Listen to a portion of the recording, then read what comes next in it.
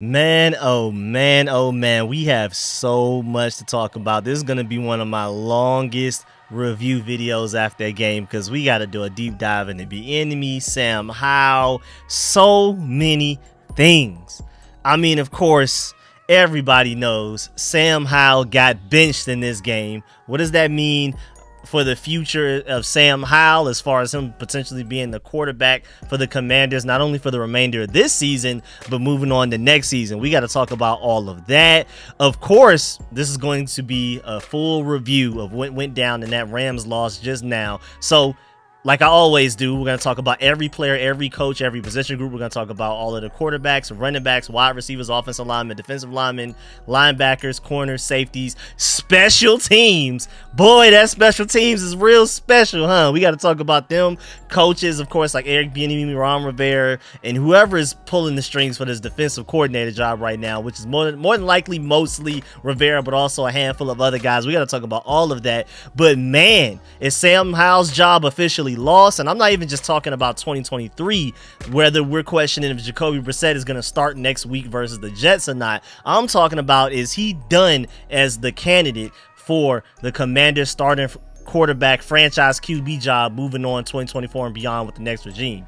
Are we going to draft a franchise quarterback with our top first-round pick, potentially top 4 pick, if we don't win another game this season? Also, let's not forget about the fact, let's not skip the fact that the Commanders have now mathematically officially been eliminated from the playoffs after this loss. So let's go ahead and get that out the way as well. So for those of y'all that still want to win for whatever reasons, there's no chances of making the playoffs. Everybody else could lose every other game for the rest of the season, and we can win every game for the rest of the season, and we still wouldn't make the playoffs. Let's go ahead and get this out the way. We got to talk about a lot of things, because even beyond the shiny hot topics like Eric Bieniemy, Sam Howell, Jacoby Brissett, and all of that stuff, I still want to talk about some of the young guys that stepped up today. I think KJ Henry, Khalil Hudson, and Quan Martin had pretty good games today, man. We got to talk about that. And also, Terry McLaurin finally looked like the Terry McLaurin we know once Jacoby Brissett came into the game. And now Terry McLaurin has officially had his first 100-yard receiving game of the season. So we got to talk about all of that and more. So many things, man. Again, we're going to talk about every position group, every coach, every player, even the fact that where's Cole Turner? Why is he inactive for another week? This is our 5th-round pick with potential. I want to see him out there as much as possible. Is he hurt? What is going on with Cole Turner? Curtis Hodges is on IR, so it's not like we just have guys out there to replace him. What is exactly going on with that? So we got to talk about all of that and more, but before we do, make sure you stiff arm that like button, stiff arm the subscription button, and stiff arm the bell next to that subscription button so you get a notification each and every time I release an informative and opinionated video just like this one.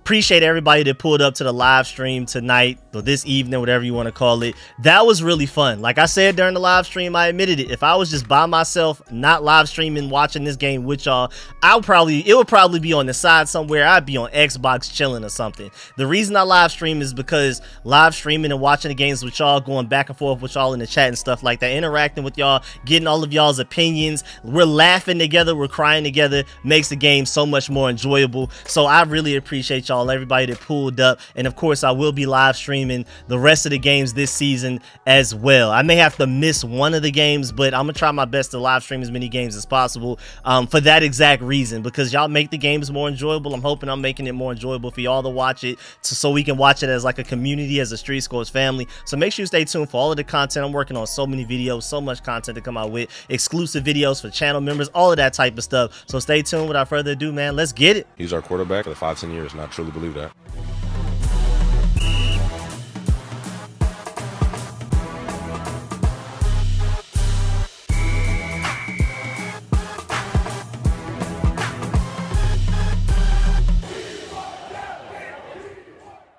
We got to talk about Ron Rivera first, the head honcho himself that's on the way out the door. Again, I already did a whole video breakdown on trustworthy sources and reports from like Diana Rossini and Graziano, Jeremy Fowler over there at ESPN, The Athletic, all of that type of stuff. They basically already said like Ron Rivera is certain that he's out. And they even said that Josh Harris knew that Ron Rivera would be gone before this season even started. They just wanted to give him a year to just go out there and do what he has to do. But this was a premeditated premeditated firing thing. And then with this season being even worse than what we expected, it's like a foregone conclusion that it's like the cat is out the bag. This should not be a secret to anybody. And there was even a report that Rivera is at peace with this. So we know Rivera's done. You don't have to worry about that as a fan that wants Rivera gone. But I thought it was really interesting that Ron Rivera finally threw a challenge flag today.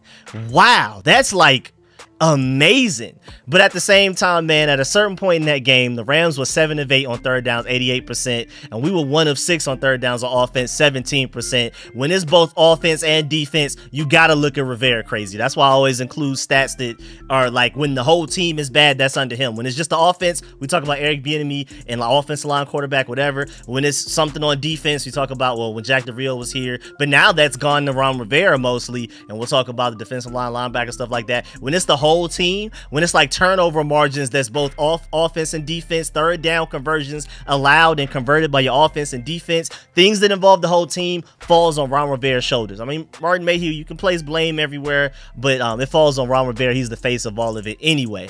At halftime, it was terrible. We were down 13-0. We were outgained 242 yards to 83. Again, that's both bad for offense and defense. They ran 26 plays and gained 3.2 yards per play in the first half. They outpossessed us 19 minutes 30 seconds to 10 minutes 30 seconds. We only had 44 net passing yards, and of course we had 0 points. That's absolutely inexcusable, man. And we're going to talk about this in greater detail when we get to the special teams part of this video, which is towards the end. But wasting a sixth round draft pick on a long snapper that can't snap is crazy, Ron Rivera. And then you traded up to get him. That absolutely makes no sense. I mean, it's not worse than Bill Belichick taking a kicker that can't kick in like the 4th or 5th round, but it's still really, really bad. That makes no sense, man. And then it's just terrible. It's even worse because Ron Rivera, as far as long snapper goes, talked about it back on November 12th and said, quote, "I'm not concerned. We got it straightened out in the end when it mattered, when it counted. They all matter. They all count," unquote.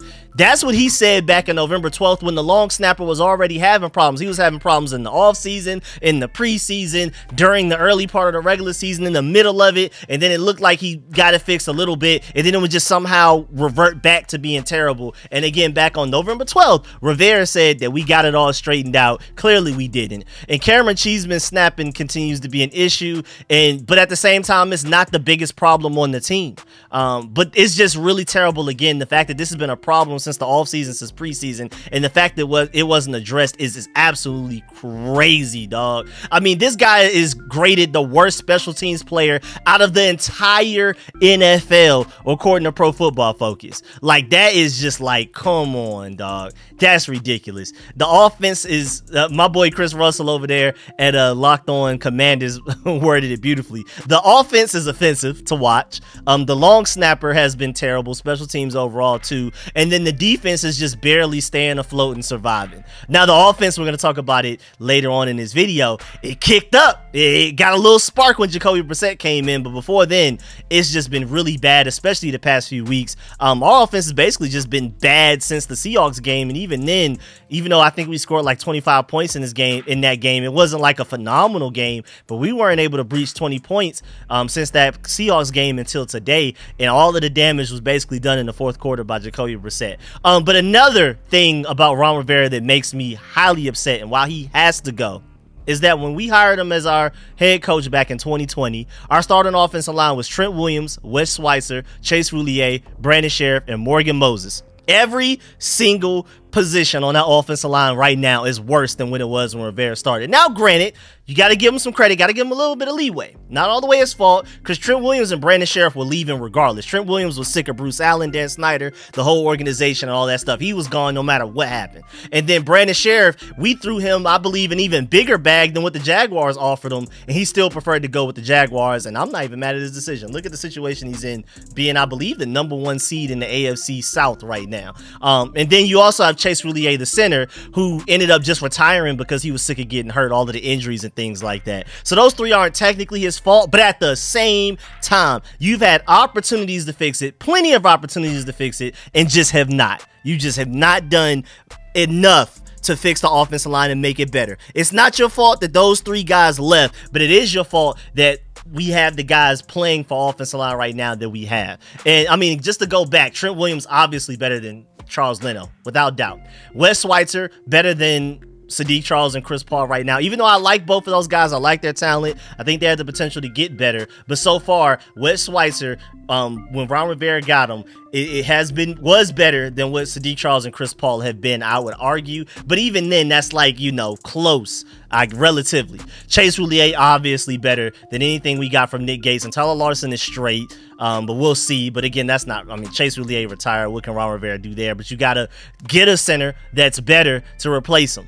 Brandon and like I said, I mean, we're going to keep talking about this. Winning games that don't matter hurts you, because they admitted that they wanted to trade up for a better center, but they couldn't because our draft pick was so low, because we won games that weren't necessary. We didn't make the playoffs, but we also won games that hurt our draft positioning. And because of that domino effect, we ended up with Ricky Strongberg in the 3rd round, reaching on him, in my opinion. I think he's a good offensive lineman, but reaching on him in the 3rd round because everybody else we wanted is gone. Martin Mayhew even said it. We wanted to trade up for a guy, but our draft pick was so far away that no team up there that was in the range of that player that we wanted was willing to trade back that far. That's the point I'm bringing. We were, what, 2 picks away from getting Brian Branch.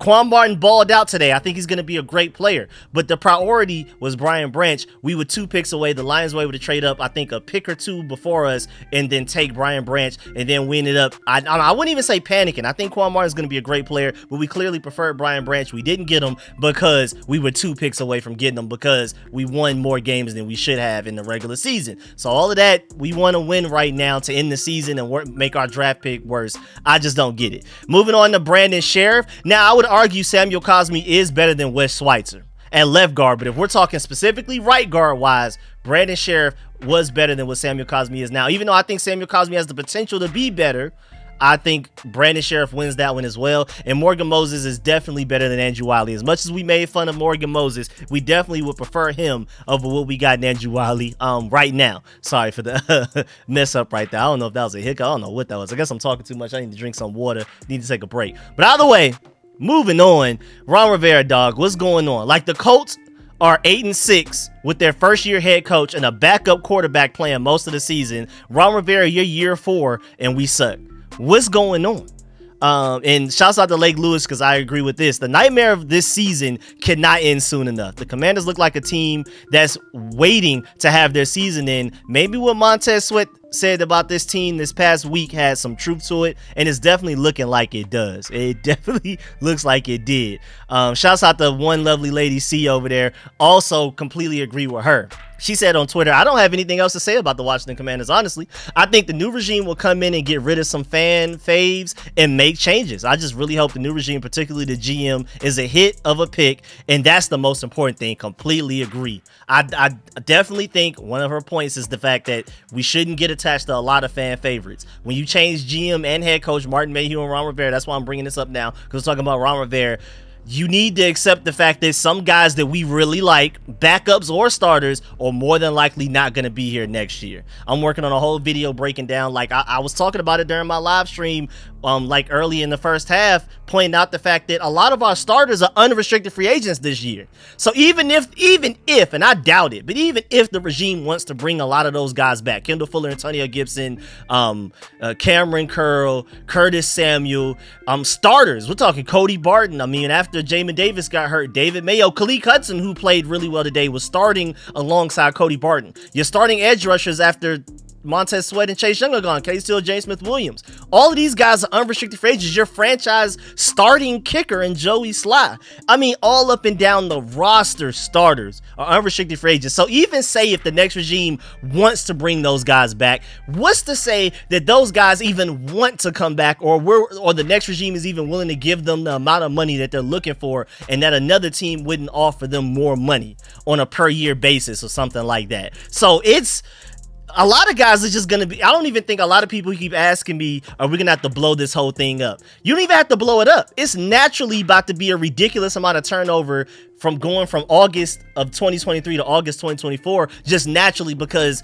half of our starters are unrestricted free agents, and I highly doubt we're going to bring back most of them, if any of them. Honestly, we'll see. I hope we bring back a few of them. I'm a big fan of especially like Antonio Gibson, Curtis Samuel. We'll see about Cameron Curl if he's willing to take less money, especially after the game he had tonight that was not good. We're going to talk about him later. We'll see who we can bring back, like Jeremy Reeves, our all-pro special teamer, and Joey Sly, who's our kicker. Like, it's so much. Khaleke Hudson, who's looking really good as like a young talent. He's blossoming late, but it's starting to look like something's clicking. But I mean, who knows? We'll see. So a lot of fan favorites will probably be gone. And then also her other point is that we gotta hit on GM. Hitting on GM is the biggest priority of this offseason. We hit on that, we should be good to go. Everything else should fall in place. Also, do not forget the fact that we had 2 weeks to prepare for this game. We just came off a bye week. I didn't even realize that until my homeboy in the chat today pointed it out after he donated too. Shouts out to you, man. Really, really appreciate that. Yeah, I didn't even notice until my boy Dennis Bailey over there, when he donated, said that he pointed out the fact that we're getting shut out after a bye week. I didn't even remember. I didn't even think about that. That's insane in itself. And honestly, man, we're to the point where if you're just looking at this roster, especially including the fact that we have so many of our starters becoming unrestricted free agents, we're going to have so many holes. We have so many needs that it's not even about drafting for team need. Like, first of all, I'm not a big draft for team need guy just in general at all, but it's definitely no longer about team need, because when your whole team is team needs, it only makes sense that it's about positional value or best player available. Those should be the only two things that matter, because we basically need, it feels like we need everything, so you need to prioritize positional value and best player available. I mean, what do you mean by drafting team needs when you have like needs all up and down the roster? So I just also wanted to talk about that and point that out. Also, Rivera really made me mad when I realized my boy Chad Ryan over there in the UK pointed out the fact that that big super, I don't know what that was, miscommunication, blown coverage by the secondary, mostly Cameron Curl's fault for what it seems like Cooper Kupp just wide open touchdown. I mean, arguably the most important player on their team, and you just somehow don't watch him, is amazing to me. But on that play, he screenshotted it and pointed out the fact that Emmanuel Forbes is on the sideline. Why? I don't care how bad Emmanuel Forbes is. The goal is not to win, it's to evaluate and develop. What is the benefit of Emmanuel Forbes, your first round pick that needs as many reps as possible before we get to this offseason, for teaching tape, to learn what he needs to work on? Like, okay, I could have done that better. When I go against this type of receiver, this is how I should play it. All of that, it's so many advantages to Emmanuel Forbes playing as many snaps as possible. What in the world was the reason for Emmanuel Forbes not being in the game right there? I'm very confused. That's probably the thing that made me the most mad with Rivera, because again, the goal right now is not to win or lose. It doesn't matter. Right now, our primary goals are evaluation of who we have and the development of players, especially the younger guys, most notably like an Emmanuel Forbes, Sam Howell, Khaleke Hudson, Quan Martin, all of those guys, for the next regime to get them in their hands and be like, okay, we can build around this type of thing. So, I mean, the winning or losing, whatever. Bad clock management, whatever, but not developing talent is just like, come on, dog, you can at least do us that favor on the way out. And speaking of clock management, it didn't matter what quarterback we had in there. Ron Rivera's clock management has been atrocious, especially this year, but really his entire regime. I mean, I'm glad that they took their time because I want a better draft pick. I didn't want to risk losing that draft pick, but the time that we wasted right there was crazy. I mean, that was like literally the quarter that summed up our entire season right there. It took us like 10 plays from the 1 yard line to score. That was ridiculous. And not only did it take 10 plays, it took like 3 minutes and the 2-minute warning after having first and goal with 4:47 left on the clock. It was first and goal from the 1 yard line, 4 minutes, 47 seconds left. It took us 10 plays, 3 minutes, and the 2-minute warning to be able to finally score. His clock management was atrocious, man. We had timeouts and all kinds of stuff, and he just elected not to use it. Thanks a lot, Ron Rivera there. I appreciate the draft pick, but golly, man, that's really bad, man. I don't want to talk about a dead man walking because, again, he's 100% gone. I mean, again, I'm a statistics guy, so I'm going to say 99.99% gone. But it's as good as is gone, but I just don't want to talk down bad about him. But like, we got to talk about what we just witnessed, and those are bad, and that's why he is on the way out. Moving on to Eric Bieniemy, man, this offense until Jacoby Brissett got in there was just terrible. So we're going to talk about mostly for this offense until we get to the Jacoby Brissett part. We're going to talk about it with Sam Howell in the game and how it's basically been for the past few weeks, really since the last time we had at least a decent offensive performance was against the Seahawks. I mean, again, at a certain point in the game, we were 1 of 6 on third downs, 17%. That makes no sense. Absolutely none. We had to convert fourth downs to get anything going on offense. And there was at a certain point where we had 2 drives in a row where we went 3 and out and immediately only had 12 yards net and 2 minutes and 7 seconds of time of possession. 2 drives. That's 2 drives total. 6 plays, 3 and out, 3 and out. Absolutely inexcusable. That literally makes no sense how you can be that bad, dog. And it's a lot of, I mean, when we're talking about offense, we're talking about anything, there's a lot of blame to go around. When we're talking about offense, you can blame Sam Howell for some of it, offensive line, receivers, tight ends, Eric Bieniemy, all of that. But we're trying to focus on Eric Bieniemy right now. Also, after the second fumble recovery, we literally lost yards before we punted. Like, we didn't gain a single yard. We netted, I think we went like, first down, incomplete, second down, incomplete, and then like Sam Howell got sacked the next play. Like, I mean, come on, though. How do you lose yards on a possession on a drive? Like, that's absolutely ridiculous. To lose yards, terrible.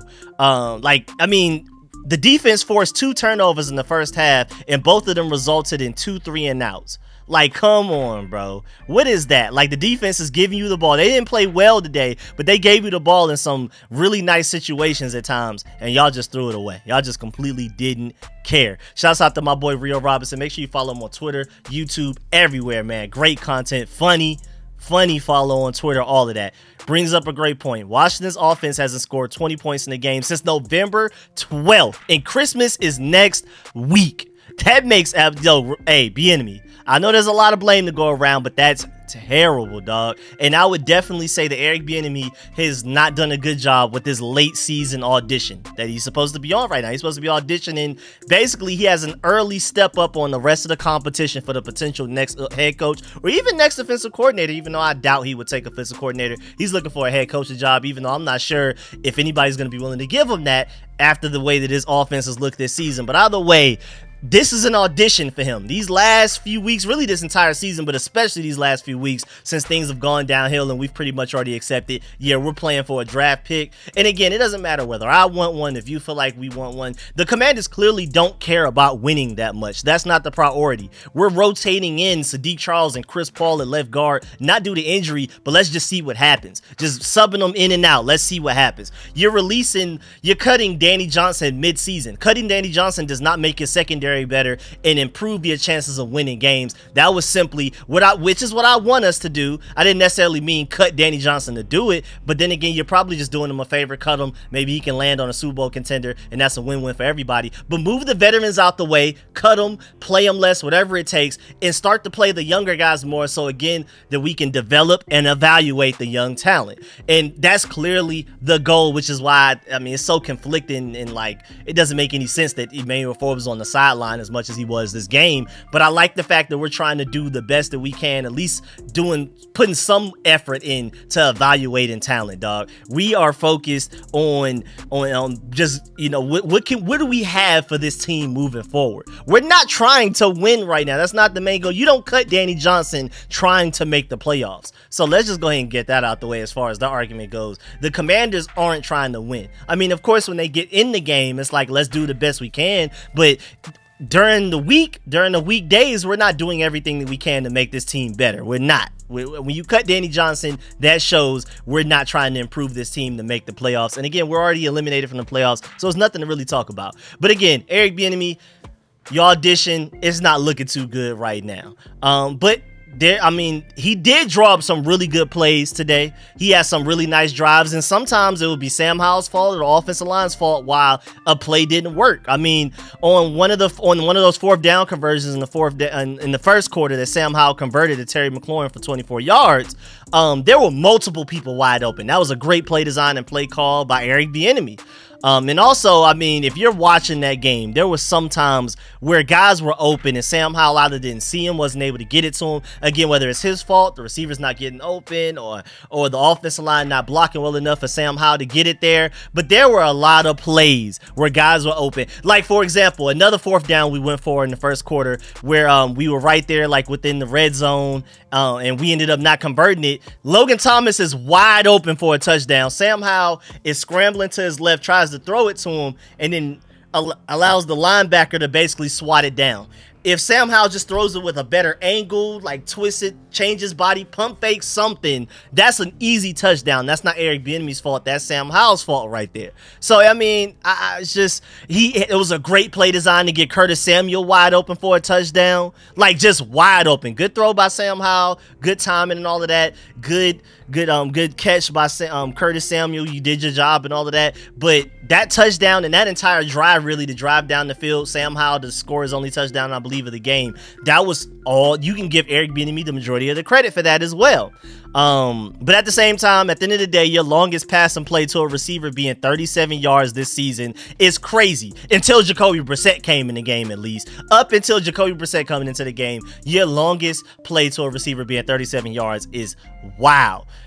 So when Jacoby Brissett came in, things look clearly different. Let's address the elephant in the room briefly. We're gonna super talk about it towards the end of talking about Sam Howell. I'm gonna talk about Sam Howell first, then we're gonna get to Jacoby Brissett. But before we get to Sam Howell, I mean, the way the offense looked with Jacoby Brissett in the game, it made you question for real. Was it Sam Howell all along and not Eric Bieniemy? Because when Brissett came in, things looked completely different, and Eric Bieniemy's offense finally looked like what it was supposed to look like, and like what it has looked like at times with Sam Howell at quarterback. But I don't know what it was. Eric Bieniemy's offense just finally looked like it was doing what it was supposed to do once Eric Bieniemy came in there. I mean, Jacoby Brissett came in there. But at the same time, like I said during my live stream, it kind of looked like a Willie Beeman from Any Given Sunday effect, because it also seemed like the offensive line blocked better when Jacoby Brissett came into the game. I don't know what that was. We'll talk about that. But let's go ahead and move on to Sam Howell. Let's talk about these quarterbacks. Let's move on from coaches to quarterbacks. Well, first of all, in the first half, it was not a good start. Sam Howell had a 43.75 completion percentage, 52 passing yards, 0 touchdowns, but also no interceptions, and 1 sack. Which, you know, that's improvement. No interceptions, 1 sack at halftime is actually an improvement. 0 touchdowns, 52 passing yards, and less than a 44% completion percentage is atrocious. He had a 52.1 passer rating, down 13-0 going into halftime. And out of his 7 completions, he only had 7 completions at halftime for 52 yards, 7 of 16. 4 of them were to running backs. 3 to wide receivers, 4 to running backs. Like, a lot of it being out of the backfield. And Dotson was not targeted at any point before the halftime. And Terry McLaurin only had 2 targets in bounds before halftime. And, I mean, again, like I said earlier, that getting the ball batted down, you just got to get creative with your arm angle, or to throw a pump fake, or to, like, do something. That should have been a touchdown to Logan Thomas. That's not Eric Bieniemy's fault or anybody else's fault. That was Sam Howell right there. And then he also had multiple plays that should have been intercepted. And then, of course, he also did have an interception, but he should have had more. He ended the game with only 1 interception, but he definitely should have had like 3, dog. There was some where it's like literally right here and he didn't catch it. Or one of the throws where it was literally like the safety could have had it, he dropped it. The corner could have had it, he dropped it. Or vice versa, one of them. I mean, it was like ridiculous. Also, I thought moving on from Taylor Heinicke to Sam Howell, we wouldn't see hospital balls. He threw a super hospital ball to Terry McLaurin at one point, dog. It was really bad. Got him blasted. Got him killed. If he would have thrown that sooner, then Terry McLaurin would have been straight. He would have caught it and could have just fell down, been straight, and maybe even got yards after catch. I don't know why Sam Howell hesitated so long to throw that to Terry McLaurin. Got him killed. Terry McLaurin wasn't able to hold on to it. You can argue maybe Terry McLaurin should have still made the catch, but the majority of the blame definitely goes on Sam Howell. And again, he was throwing easily interceptable passes all day. It was just crazy, dog. I didn't get it. It wasn't a good game for him. But the positives, though. Sam Howell at times was able to step up into the pocket and deliver nice throws. This guy is off-schedule king. Remember, I think it was last week or a couple of weeks ago, something like that, he was graded the best quarterback outside of the pocket and on the move by Pro Football Focus out of the entire NFL. This guy is excellent outside of the pocket, other than, you know, that the ball that got batted down. It should have been a wide open touchdown for Logan Thomas. But boy, he'll make something shake. He'll scramble or he'll find somebody on the run and get them the ball on third downs. I mean, it's to the point that he needs to basically throw on the run every play, is what it feels like. That's clearly his strength. I know you can't design an entire offense around that to do that the majority of the time. You got to be a good pocket passer to succeed in this league. But whoever the next offensive coordinator is, if Sam Howell's the franchise quarterback, I doubt it at this point. We're going to talk about that a little later. But if he does, hey, Sam Howell needs to be outside of that pocket as much as possible. And of course, he had that really good throw to Curtis Samuel for a touchdown. That was more so Eric Bieniemy's credit, but still a good throw. And then he had that ridiculous throw, that crazy high ceiling. I liked what I saw from Jacoby Brissett, but that throw to Terry McLaurin where he almost caught it one-handed, Sam Howell's the only quarterback we have on roster that I believe can make that throw. And it's only a handful of quarterbacks in the NFL that could potentially make that throw. Sucks it wasn't completed. It's crazy how the DB got away with pass interference. Us as a fan base would have rioted if we actually had a chance to make the playoffs. Say instead of only 4 wins at this point, we have like 7 or 8. And then that pass interference happened and they didn't call it and we needed to win that game, our fan base would have been flipping chairs, flipping cars, all kinds of stuff. It would have been a riot. But, you know, we just don't care because the season doesn't really matter. But that was a crazy pass interference. Terry McLaurin is going up with one hand, literally because his other hand is being held down by the defensive back. And it was just crazy. I felt like that wasn't acknowledged enough. But either way, great pass by Sam Howell right there. Sucks it couldn't have been completed and added to his highlight reel. But moving on, and I'm going to read the points that a lot of people have brought up because I completely agree with all of these points. I've already said my points, but I want to give some shine to some people whose points that I completely agree with. It's like kind of like a back and forth. Like, I love Sam Howell, but I can see why the next franchise may not. You know what I'm saying? I've been saying this for weeks. I've been saying this in several videos. I want to shout out my boy Matt Valadinos over there. I mean Valdivinos, my fault. I completely messed that up. Over there at MV Scouting. Shouts out to him. I follow him on Twitter. Always brings up a great point.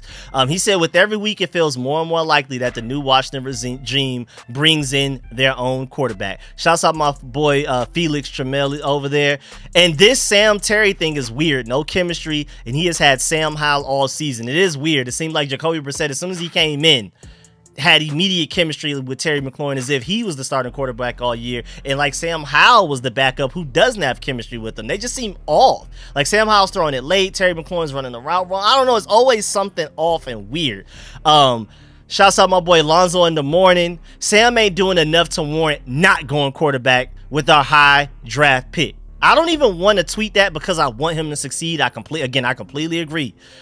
He's just not slamming the door shut though right now. Like, he's just not. He has not done enough to show the next regime you better not go quarterback. He is not, and he's had plenty of opportunities to do so. Still has a couple of more weeks to go, but we'll see.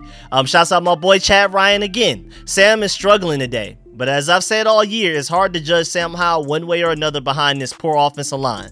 Upgrade the O-line this offseason via draft and free agents, and Sam Howell probably could ball out in 2024. I completely agree with that as well. But at the same time, shouts out my boy Nick Kearns over there. Sam Howell is probably the least of this team's problems, but he also hasn't had a good game in 4 weeks since Seattle. Not what he wants to happen with the top pick and a new regime coming in. Great point. Completely agree. Shouts out my boy Tantai Podcast. I'm always shouting them out. Man, I was and still am a huge fan of Sam Howell. I really wanted him to be a unicorn, but at this point, I have a very hard time seeing a GM and a head coach stake their jobs and reputations on a 5th-round quarterback they didn't draft, especially when you have a top 5 draft pick and with the way that Sam Howell looks out there right now. Another tweet. Shouts out my boy at Air Raid Concepts. If Josh Harris has a brain, he isn't watching this saying, if we just had a left tackle, he'd be a franchise quarterback. And I can also slightly agree with that as well. I feel like it's going to take more than that. I feel like it takes a really good offensive coordinator. I think, honestly, you draft like Olaf Ashanu in the 1st round. You probably go offensive line again in the 2nd round. You handle offensive line and free agency as well before the draft even happens. And then you get Ben Johnson as your head coach and he runs the offense. I think you can definitely be a contender with Sam Howell. But again, like we've already said, he has not done enough to slam the door on the regime even thinking about taking quarterback. And I think at this point, we'll see, we have a few more weeks to go, that I mean, we're probably going to end up going quarterback, dog. I'm not going to lie. I mean, Sam Howell is still having his big flashes, but he just hasn't had a good enough game, consistent enough game for all 4 quarters. And then even the game that he did have a good game, the last time he probably, you could say, had a good game was against the Seahawks, and he got stripped for a fumble in that game, so that game wasn't even perfect as well. But of course, we got to talk about him getting benched. I know a lot of y'all are probably here specifically for that. And to me, the only advantage to him getting benched when it happened live on the stream, I was like, it's got to be because you're trying to keep him healthy with a lot of the starting offensive linemen gone. Like the starting left tackle and starting center both left the game. I'm going to update y'all on those injuries when we get to the offensive line part of this video. But Jacoby Brissett came in, and boy, I mean, he immediately scrambled for a nice game. Then Jahan Dotson had his first catch of the game. And then Terry McLaurin has a great touchdown, and that was his first touchdown since October 29th. And then he almost had a second touchdown very quickly after that, but then Terry McLaurin was down at the 1-yard line. Crazy. And it just seemed like Jacoby Brissett to Terry McLaurin, the chemistry looked like Jacoby Brissett has been the starting quarterback all year. I mean, he just came in and we just suddenly had an offense. And at a certain point, Jacoby Brissett had a perfect passer rating with a 158.3. He was scrambling and completing every pass that he threw at a certain point. Then he started to get incomplete passes. He didn't finish with a perfect passer rating, but he definitely started with one after a few passes. And hey, man, at the end of the day, shouts out to him. I know that boy is just out there trying to get his next contract with his next team, because I know he knows he will not be here next year. So he had to do what he had to do. And shouts out to him, man, because he came in and we got 3 touchdowns in that 4th quarter. And now, I mean, 2 touchdowns, my fault. And that's all owed to him, man. He came in and got us 2 touchdowns fairly quickly, even though, you know, that 10 plays right there, I wouldn't necessarily blame him for that. That 10 plays to score from the 1-yard line. But hey, man, we finally got it. And also, shouts out to JP Finley, because this is a great point. Brissett having immediate success looks bad for Sam Howell, but it's also good news for the organization, and I agree. Above all else, clarity at the quarterback position with the top 5 pick coming is vital. And that's a good point that, like, you know, Jacoby Brissett, nobody really feels like he's a franchise quarterback, I believe. And for him to come in and the offense to look that smooth immediately, I know he's a veteran quarterback, that's how it's supposed to go, but that gives the next regime hope that, okay, well, maybe we aren't as bad as we thought. If we get the right quarterback in here, the right offensive coordinator, and maybe Eric Bieniemy is that guy, because the offense looked that good with Eric Bieniemy as your offensive coordinator for 1 quarter, though. Let's emphasize that 1 quarter. But maybe the answer was Jacoby Brissett. Maybe the answer was a quarterback change. The next regime is going to be like, well, maybe the situation isn't as bad as we thought. Maybe we just need to change a quarterback type of thing. Shouts out to George Carmi. Make sure you follow him on Twitter and YouTube as well. Another great follow for anything Commanders, man. That's my dog over there. He brought up a good point. The sad part of this year, though, is that no questions were really answered. That kind of sucks. Like, you can kind of look at it positively with Jacoby Brissett coming in, but really never no questions answered. Because going into 2024, the questions are, is our QB that we currently have any good? What was it the style of our offensive coordinator? Is it his fault or is it not? I don't know. Can Emmanuel Forbes play? I don't know. Has the offensive line improved? I don't think so. I don't know. But when Jacoby Brissett came in, they finally looked pretty good. So it's like, are they terrible or not? And then also, do we give up explosive plays or not? It looks like we do. And George Carmi points out the fact that these are the exact same questions we had coming into 2023. So it feels like we didn't even really make much progress. You know what I'm saying? I agree with that. But Ben Standig came out and reported Ron Rivera after the game immediately. And I was saying this, you better come out as soon as this game ends. The first thing you say in your press conference, before you even say, hello, my name is Ron Rivera. I know they don't say that, but still, before you say anything else, you need to address the Sam Howell situation and say that he is still the starter and explain why you benched him. He did exactly that. He came out and immediately said sitting Sam Howell was protecting him, like I guessed. Shouts out my boy Tailgate Ted, because I completely agree when he says Rivera needed to shut down any calls for Brissett to start for the Commanders next week. That needed to be shut down immediately. Brissett has no future here and is on a 1-year deal. Howell needs to start the rest of the season so whoever takes over can know if he has what it takes to be QB1 in 2024.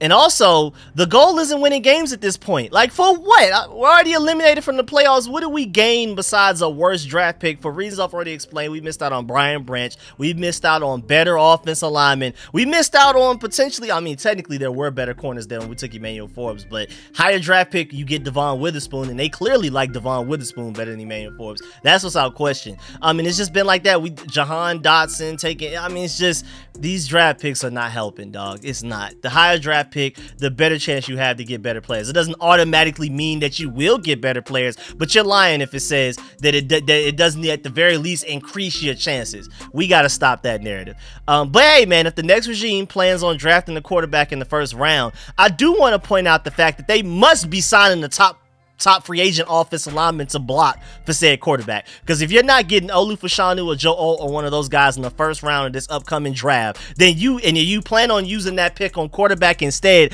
who's gonna protect them? So you must be ready to spend a lot of that free agency money on offensive line coming up. I'm just assuming. That's just got to be what it's got to be. Now we're done with the quarterbacks. 40 minutes into the video, we're just now getting to the running backs. We're nowhere near the defense yet, but I mean, no other position group is gonna take up as much time as the quarterbacks did. I appreciate y'all for being here. Again, I already warned y'all before we even got this far that this video is going to be pretty long. I'm 41 minutes into recording this, 8:23 p.m. I can't wait to see when this video finally gets out to y'all. Recorded, edited, all of that type of stuff, thumbnail, everything.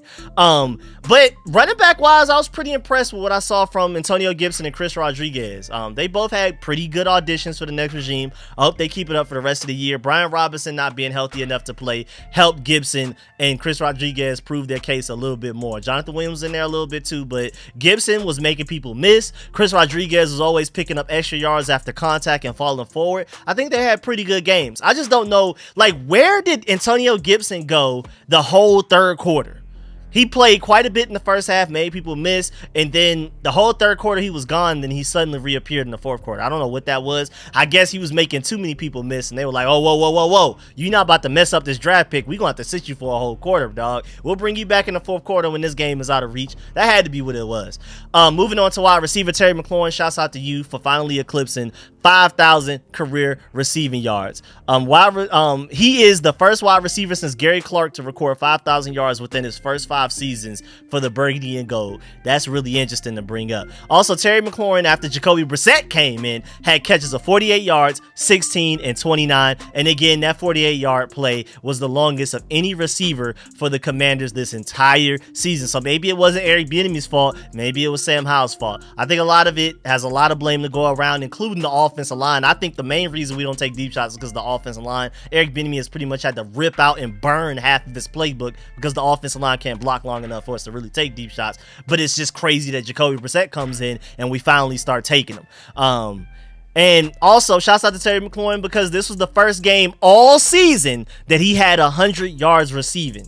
That's really bad. That's terrible, dog. That's a really bad look on Sam Howell, man. And I know Sam Howell is Terry McLaurin's boy. Terry McLaurin likes him and all, but that's crazy, dog. Terry McLaurin's most yards with Sam Howell this season was 90, and that was back in week 7. He had 93 with Brissett on 2 drives. Again, he totaled 100 yards total between Sam Howell and Jacoby Brissett over the course of this entire game. But the best game Terry McLaurin has had with Sam Howell this whole season was 90 yards week 7. It took Jacoby Brissett 2 drives to surpass that with 93 yards in just those 2 drives. That's terrible. Terry McLaurin honestly would have probably had 2,000 yards receiving this year if Jacoby Brissett was our starting quarterback. That's the way it looks. Again, I'm a big fan of Sam Howell. I'm glad Jacoby Brissett is not our starting quarterback, and he should not be, but that's really crazy. I mean, Curtis Samuel was looking like our best and most efficient receiver until Jacoby Brissett came into the game. I mean, golly, man. And then Jahan Dotson, I forgot we even drafted him until Jacoby Brissett came into the game. Golly, man. Moving on to tight end. Another game with Cole Turner inactive. I just don't get it. I just don't understand. Why are we wasting this 5th round pick with loads of potential? We have a problem at tight end right now. We don't have enough tight end talent. We don't have a really good dual threat tight end, especially like a dependable receiving tight end that can get any yards after catch and things like that. Logan Thomas, I mean, had that offensive pass interference. He's fairly consistent, but he's due for a fumble. If you throw him the ball too many times in the game, he's gonna fumble. We have a needed tight end. Why is this 5th round pick not playing, dog? Is he hurt and I just don't know about it? What is going on? Moving on to offensive line. Again, Sadiq Charles and Chris Paul were going back and forth. I think Chris Paul started like snap 1, but then Sadiq Charles and him were switching in and out depending on the drive. I'm very confused about that. I don't understand why we're doing that. And then also shouts out to I do understand as far as evaluation process goes, but the same reason that Sam Cosmi even said this past offseason, like back earlier this summer, that going between guard and tackle, being subbed in and out in all within one game and stuff like that, if anything, hindered his progress and becoming better. So I know you're trying to evaluate Sadiq Charles and Chris Paul. I like the thought process. I like the goal. I don't like the execution. Just give Sadiq Charles a game, give Chris Paul a game or something like that, or at the very least give them each a half or something. But don't just one drive one guy, the other drive the next guy. The back and forth like that, I don't think is good. And Sam Howell, hey man, even though he didn't get sacked a lot today, he only got sacked once, which is amazing for him. He's still leading the NFL in sacks taken with 58. I think it's really noteworthy that Zach Wilson is 3rd with 42, and he's only played half a season, it seems like, so wow. But yeah, Sam Howell is by far the most sacked quarterback in the NFL, but it's gotten way better lately. Maybe he will not break the record. We'll see, but he has 58 right now. Bryce Young has 48 at 2nd place. Sam Howell is 10 more than the guy in 2nd place. Also, Chris Paul was getting abused by Aaron Donald out there at times, but is Aaron Donald, what do you expect? Andrew Wiley was getting abused. He wasn't having to go against an Aaron Donald type of guy at the edge, so what's your excuse? And then also, injury update wise, Charles Leno left the game with a calf injury. Tyler Larson left the game with a knee injury, so that also played into why Sam Howell was taken out of the game, even though he only had 1 sack. They just felt like he was still getting beat up too much. He was doing a pretty good job of getting the ball out of his hands quicker, so that instead of it being a sack, it's just a QB hit, a QB pressure, QB hurry, and all of that. But I guess Ron Rivera was still trying to protect the guy. I don't know. I get that was his excuse for it. That was my assumption before he even said it in the press conference, but I'm still like, man, I'll prefer him out there in my personal opinion. Now moving on to the defense. I mean, I just don't understand, man. Every 3rd down, it just seemed like Cooper Kupp was wide open, dog. It didn't matter. Every 3rd down, and again, at a certain point in the game, the Rams were 7 of 8 on 3rd down conversions, 88%. That's fireable in itself. But, you know, luckily for Jack Del Rio, he's not here to be fired once again. You know, Matthew Stafford didn't have his first incompletion until 2 minutes and 28 seconds left in the 2nd quarter. Do y'all know that? You know how bad that is? He was 12 of 13 for 110 yards to start the game, dog. What was that? But the defense was getting turnovers. We finally had a turnover. We have not been getting turnovers. Like, that's not what we do. We haven't had a turnover in weeks, and then we got 2 today, but it just didn't really seem to matter because the offense wouldn't do nothing with it anyway. But we drafted Emmanuel Forbes in the 1st round to be a turnover machine. Now we're not playing them, and we're not getting turnovers as a defense. What was the point, dog? If you wanted a better cover corner, you would have went Deonte Banks, who's having a really good season for the Giants, or Christian Gonzalez, who's having a pretty good season for the Patriots until he got hurt. We gambled on the guy that's boom or bust, the guy that's more, you know, get turnovers. He may give up the big plays, but he's going to get turnovers. He hasn't been getting those turnovers. So, I mean, it's not looking good right now. I still hope he balls out. I hope Emmanuel Forbes works out because I like him. But, boy, it's just like, what was the logic there? What was the point?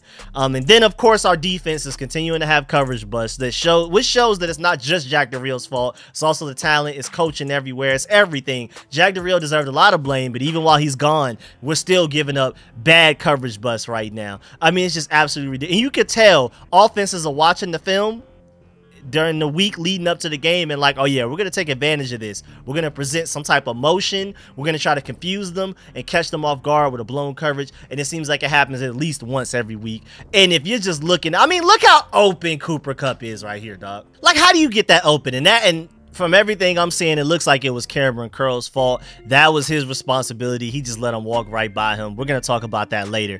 But it's just crazy because, like, Ron Rivera preached this whole, okay, we're going to have less coverage busts because different from Jack Del Rio, going to me, we're going to run more zone and the defense is going to be simplified. You shouldn't have to worry about coverage bust because everything is going to be more simple. You should be able to move more and think less type of thing. And we're still having coverage bust. So what's the excuse for that? But Cameron Curl deserves a lot of blame there for that one. But it's just, I mean, it just seems like at this point, the secondary wants a high draft pick as well. And I mean, it was to a certain point that a lot of people were saying in the chat and stuff, they were saying they forgot that the Rams even had a punter. That's a great point. The Rams finally punted for the first time in that game with 9 minutes, 13 seconds left in the third quarter. But that's because they were kicking field goals, touchdowns, or whatever, and then they have fumbles. But to have your first punt with 9 minutes, 13 seconds left in the third quarter is inexcusable for defense. But of course, again, the reason that it was delayed that far is because they did force 2 turnovers. So shouts out to defense for that, but that's still really bad. Defensive line wise, KJ Henry had a really good game, especially the first half. I didn't really notice him as much the second half. That's when Jonathan Allen and Deron Payne started to make plays. With the first half, KJ Henry did his thing. So I'm liking the potential I'm seeing there. Again, shouts out to Jonathan Allen. He flashed at times throughout the game, especially the second half. And Deron Payne got a sack in the fourth quarter, flashed at times. Casey Toohill, disappointing. Unrestricted free agent. I highly doubt the next regime is going to want you unless it's like super depth backup. But Casey Toohill, James Smith-Williams, and probably even as good as KJ Henry has shined recently, does not stop this regime from paying a top edge rusher in free agency like a Brian Burns or somebody, or going edge rusher sooner in the draft than what a lot of people believe, like within the first 3 rounds or something, maybe even the second round. We'll see. Also, is Phidarian Mathis still in the team? I went and looked it up during the live stream, and we all had a good laugh in the stream. That man has 1 tackle this season, y'all, and I know he's been hurt for quite a bit of the season, but he's played multiple games. 2nd round pick, 47th overall, and he has 1 tackle. You know the guy that was drafted immediately after him? Jaquan Brisker. You know how much we can use a Jaquan Brisker on this roster right now? He was taking the pick after him. I remember too. I was like, okay, 47th pick, Jaquan Brisker still there. This guy's still there. We took Phidarian Mathis. I was like, who? I wasn't even hip to him. I wasn't even looking at defensive linemen in that draft process. So I can admit, I didn't even know who he was. So I didn't know whether to be upset, happy, or whatever. But I knew that I was sad that we didn't get Jaquan Brisker. Now looking back, almost 2 years later, a year and a half later, we should have definitely have taken Jaquan Brisker. I blame Rivera and Martin Mayhew for that one a lot. You can't necessarily be mad at Phidarian Mathis for being bad. I blame Rivera and Martin Mayhew more than anything else. I mean, yeah, it is Phidarian Mathis' fault, but Ron Rivera and Martin Mayhew, you should have known that. When I went back and looked at his tape at Alabama, I was like, yeah, he's cool, but 2nd round pick? Now look at him. Linebacker, Khaleke Hudson started this game next to Cody Barton over David Mayo. That's what I love. Even if he didn't have a good game, I'm still happy hearing that, because again, I want our young guys out there playing as much as possible, getting meaningful snaps, getting teaching tape if anything. Even if you go out there and have a bad game, at least you have more tape out there against higher level of competition, more games, more snaps. Then in the offseason, you can really focus like, oh, okay, I could have done that better on that play. Even though it was a bad play, now I know what to fix. I know what to focus on, exercise-wise, nuance-wise, coaching tape-wise, X's and O's, and even just diet. Okay, maybe if I was just a little bit more explosive on that play, I would have been straight. I had the right idea, but my body just didn't have the right amount of quickness and explosion there. Maybe I need to work on more squats in the offseason. Maybe I need to change my diet. It's little things like that that can make a big difference in a younger player. The more these young guys play, the better. That's my main point. So I'm super happy that Khaleke Hudson not only played more, but then he played well. He had tackles for losses. He led our team in tackles, y'all. That man led our team in tackles with 14 total and 8 solo. I mean, come on, dog. He went out there and made the most of those minutes. And he had pretty good plays in coverage as well. Some pretty solid plays in coverage. He wasn't perfect in coverage, but he had some good plays, man. Shouts out to Khaleke Hudson for what he did today. And it just leads me to wonder, why was he not playing this entire season? Once Cody Barton was hurt, it should have been Jamin Davis and Khaleke Hudson at this point from what I'm seeing.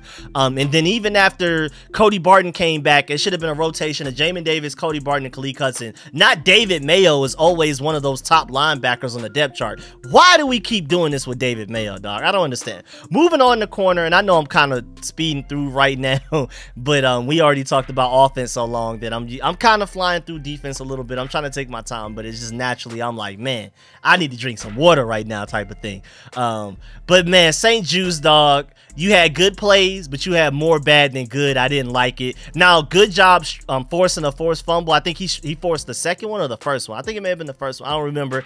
Cameron Curl ended up with the recovery. But just overall, not a great game. I mean, he had moments where it was like, okay, that's the Benjamin St. Juice I hope we had. But these last few weeks, man, it's like he's getting picked on. He has not been good. Corner is a huge need for us going into this offseason, way bigger than what people probably thought, man. I'm warning you now. Kendall Fuller's probably walking. Manuel Forbes doesn't look ready. Benjamin St. Juice is getting picked on. We literally don't have like a really good corner as of things stand today.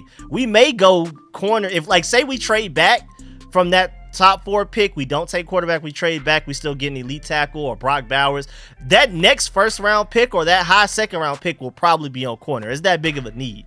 But again, we still need edge rusher, tackle, center, probably even guards, you could say, a big receiver. I mean, it's bro, tight end, golly, man. Moving on, and then again, before we move on to safety, just Kendall Fuller out there making tackles, but not doing anything too crazy and encouraging. And even Emmanuel Forbes, he got beat one play that I noticed, but other than that, I didn't really notice him getting beat. Benjamin St. Juice got beat the most, so we'll see. Moving on to safety, Percy Butler, great job forcing the fumble that Kendall Fuller recovered. I believe that was the first forced fumble, so I think the Benjamin St. Juice was second. But Percy Butler literally just had a Percy Butler game that he's been having so far since he's been the starter.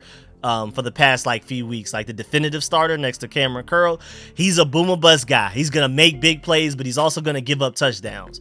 Today was definitely way more bust than boom, like he's mostly been since he's been the big starter. But he does have his flashes, but I'd be lying to y'all if I said that he had a good game. He definitely had a bad game, but he has some flashes in there. But speaking of safety, Quan Martin balled. I think this was his best game today. He blitzed well. He had great plays in coverage at times. He even had he had a really good game against the run. Like, there was one play where he took on a block from like a running back, I believe it was, or a tight end. I think it was the tight end, and then he still made it was the tight end. The tight end came and rotated over to him, and he got off the block and then still made the tackle at the line of scrimmage. So he had a fantastic game today. He made several plays against the run. He was good in coverage. I didn't notice him getting beat at all. Now, of course, Pro Football Focus, and if I were to watch the All 22 and just pay attention to him all game, maybe he didn't have as great of a game as I felt like he did watching it live. But from what I saw live, Quan Martin was really good out there. I was happy. And then Cameron Curl, like we talked about earlier, Cooper Kupp being wide open for that big busted coverage touchdown was definitely on you. I don't know what you were doing. People are making fun of him too, saying that, boy, he was holding that 50-yard line down. No, he wasn't covering any receiver, but that 50-yard line was his. Wasn't nobody coming in that 50-yard line type of thing. And it's just like, I'm seeing all kinds of jokes about give him his dreads back, his locks back. He hasn't been the same since he's cut his locks, all kinds of stuff. And it's just like, come on, dog, Curl. I know you want to get paid big money and stuff like that, and I'm a big fan of Cameron Curl. I love his story. I love his talent. I love how he's supposed to be the glue of his defense. But again, when the whole argument against paying you big time market setting safety money, or even being paid similar to a lot of the top safeties in the league, is that you don't make a lot of plays. You don't get interceptions, and you may force the occasional fumble. You may recover the occasional fumble, but you're not a game changer. You're more like a game manager at safety is what it feels like. And then on top of that, now you're allowing big plays as well. Come on, dog. So it sounds like he's cheap long-term contract on the way, or maybe he still values himself higher than what the next regime may do, and then maybe he'll end up leaving and going to another team. I hope we retain him, but only it can't be some crazy money, Cameron Curl. You got to even admit yourself it can't be for crazy money at this point, but I'm not going to knock a man for trying to get his money.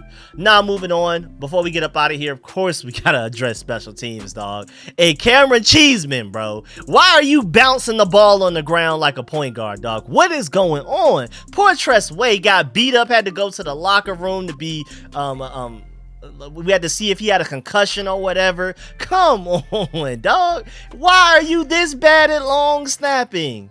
God, I mean, he just literally gave them the Rams the ball right there within the red zone to score easy points. And then when Tress Way was hurt, we were panicking. I mean, we always joke about him being one of the best players on the team, arguably the best player on the team. But like Tress Way hurt, Joey Sly is your backup punter. I'm not sure how great he is at that. And then your emergency holder, if Tress Way is hurt because Joey Sly has to kick it, is Logan Thomas or Jahan Dotson. And I'm not confident in how the ability of that happening, especially with the way Cameron Cheeseman is long snapping. But thank goodness Tress Way came back healthy, and more so than like how he would affect the game. I'm just happy to see Tress Way healthy. I love his podcast that he does with Commanders players and stuff like that. So I was really happy about that. And I don't want to just super duper like bully Cameron Cheeseman, but dog, you suck. You have one job and can't do that, bro. And you had multiple, even before that one that everybody noticed, he had a bad snap before that, and then to end the game he had some more bad snaps. And the reason that our PAT after that took 10 plays to score a touchdown on the 1 yard line got blocked was because of a Cameron Cheeseman bad snap. There's no way you're not fired tonight. There's no way we're not having long snapper tryouts by Monday. There's just absolutely no way. And before we leave the special teams part, I also want to talk about the fact that Jamison Crowder has definitely been one of the very few bright spots on this season, and another unrestricted free agent that we gotta hope the regime brings back. I hope we bring him back, man. Quiet as kept, he's been a really solid punt returner for us, and I don't want to have to go on another punt returner search and end up with another Dax Milne type of guy. Can we please retain Jamison Crowder? And before we get up out of here, also, even though Ron Rivera already shut down any QB controversy, I'm starting to question, does Eric Bieniemy prefer Jacoby Brissett? Like, we know Rivera shut down the QB controversy, but how does Eric Bieniemy feel? He probably would never admit it out loud, especially to us. But man, Eric Bieniemy's offense looked really good. Like, if Eric Bieniemy's offense looked how good it did with Jacoby Brissett in for less than a quarter, if it looked like that all season, maybe Eric Bieniemy will be the leading candidate for this next head coaching job for the Commanders for the next regime under Josh Harris, Eugene Shin, and all of these guys. So he's got to be looking like, God, leave, man. Man, Jacoby Brissett had my offense looking good. That man increased my chances of getting a head coaching job this offseason, whether it's here or not. So I'm like, hey, man, I know Ron Rivera said that Jacoby Brissett is a starting quarterback. How does Eric Bieniemy feel about that? I can't even be mad at him if he prefers Jacoby Brissett, because that offense was clicking, boy. I'm telling you, if the offense looked like that all season, we wouldn't even be questioning about who our next head coach is. I'm telling you that now. But again, there's a lot of blame to go around. Eric Bieniemy deserves a lot of blame himself, even when it's not Sam Howell's fault. It's been his. It's been the offensive line. It's been the receivers not getting open. A lot of blame to go around. But I know he's like, hey, man, you saw what I did there in that quarter? I know in all his job interviews, he's going to have that all 22 of that fourth quarter against the Rams ready, no matter where he's interviewing for a head coaching job. Like, you see what I can do when I get a quarterback type of thing. Also, before we get up out of here, it's always good when the Cowboys lose. I felt like I had to be petty enough to throw that in there. Yeah, I know we lost too, but that's funny. Also, I'm not gonna lie, after the way that we rallied at the end of that game, I don't know, maybe if there's a chance that Sam Howell may end up getting benched again for Jacoby Brissett, but I'm really afraid of the fact that we may be able to beat the Jets next week. The Jets are pretty much done playoffs-wise, so there's no reason for Aaron Rodgers to rush himself to come back. He could possibly play next week, but it wouldn't make any sense. I highly doubt he does. I would bet money he doesn't play against us next week, and I'm really afraid of the fact that we could potentially beat the Jets. I really don't want to, dog. To put it in perspective, shouts out to Tan Top Podcast for pointing this out. The Commanders, if we win against the Jets, could potentially drop all the way from 4 to 9 in the draft. And that's going to be right back to where we've been all of these past seasons in the draft, where we keep ending up with fairly average, decent, good, not playmaking, game-changing players. Also, though, the other way to look at it, if we lose and then the Cardinals beat the Bears and the Patriots beat the Broncos, which could happen, we could jump to the number 2 pick. Come on, dog. There's no way y'all are rooting for us to win, man. A potential number 2 pick, even if we don't go quarterback, the ransom that we could hold on that second pick to trade back even just a little bit and still potentially get an Olu Fashanu or Joe Alt and then rack up some first and second round picks in the process. Come on, dog. And then, yo, there's no way y'all are rooting to win right now, bro. Number 2 pick? versus number 9, we gotta chill out, man. But yeah, man, that's the end of this video. Please get in the comment section. Let me know how you feel about everything discussed in this video. Please stiff arm that like button, stiff arm the subscription button, and stiff arm the bell next to that subscription button so you get a notification each and every time I release an informative and opinionated video just like this one, man. I really appreciate y'all. Again, shouts out to all of y'all that pulled up to the stream. That was really fun. I mean, that game went from being one of the most boring games I've ever watched to actually one of the most entertaining towards the end. Like, that fourth quarter really had me at the edge of my seat, for real, for real.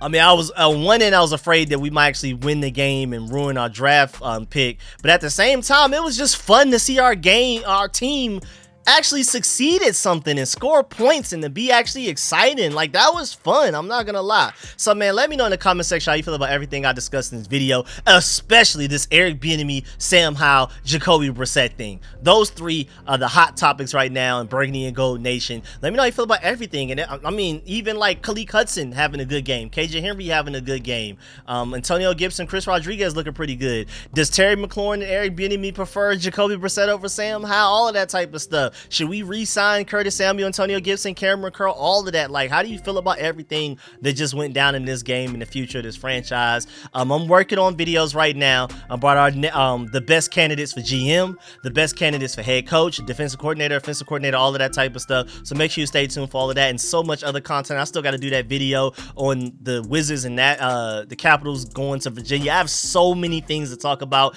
I want to do like a Pro Bowl video on who on our team deserves to make it to the Pro Bowl and where they currently stand in the voting.